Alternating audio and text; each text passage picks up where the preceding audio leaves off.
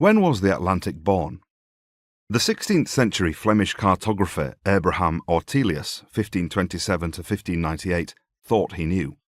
Ortelius had mapped the world more accurately than any previous cartographer, and he was struck by how closely the Atlantic coast of the Old and New World seemed to fit together. Could this possibly be a coincidence, he asked? It seemed to him that the Americas had been torn away from Europe and Africa by earthquakes and sudden floods. He argued that the vestiges of the rupture reveal themselves if someone examines a map of the world and considers carefully how the eminences and bays of the coasts of the three continents attach to one another.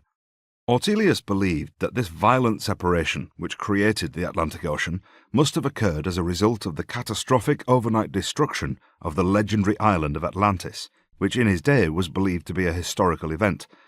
As births go, labour was agonizingly painful, but mercifully brief. Catastrophism. The matching fit of the opposite coasts of the Atlantic was obvious for all to see, and even more so after the continental shelves had been charted accurately in the 19th century. But how was it possible that great masses of solid land could roam freely over the Earth's surface? For Ortelius, a catastrophe of biblical proportions was the only imaginable explanation. Catastrophism was very popular in early geological thought. In Ortelius's day, most Europeans accepted that the mythological biblical accounts of the creation was literally true, and that the world was, therefore, only about 6,000 years old. Not only did all of human history have to be crammed into this narrow time frame, but all of geological history too. The Earth was simply not old enough for geological changes to have happened gradually. Mountain ranges and oceans, if they had not been present since the creation, could only have been the result of sudden cataclysmic events of unimaginable power, like Noah's flood, which, like the destruction of Atlantis, was also then believed to be a historical event. Catastrophism went out of fashion in the 19th century, as geologists steadily amassed evidence proving that the Earth was in reality many hundreds of millions of years old.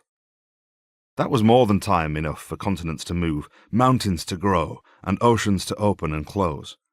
And now, to support this, there was persuasive fossil evidence, such as the fossils of Glossopteris, a tropical tree that flourished in the Permian period, 299 to 252 million years ago, which geologists were finding in South America, Southern Africa, India, Madagascar, Australia, and even in deep frozen Antarctica. Evidence such as this led the German geologist Alfred Wegener, 1880 to 1930, to formulate his theory of continental drift. Wegener proposed that around 300 million years ago, all of the Earth's continents had been joined in a single supercontinent he named Pangaea, all the Earth, surrounded by a superocean, since called Panthalassa, all the sea. It was from the breakup of this supercontinent that the modern continents and oceans had been created, as its fragments had drifted apart.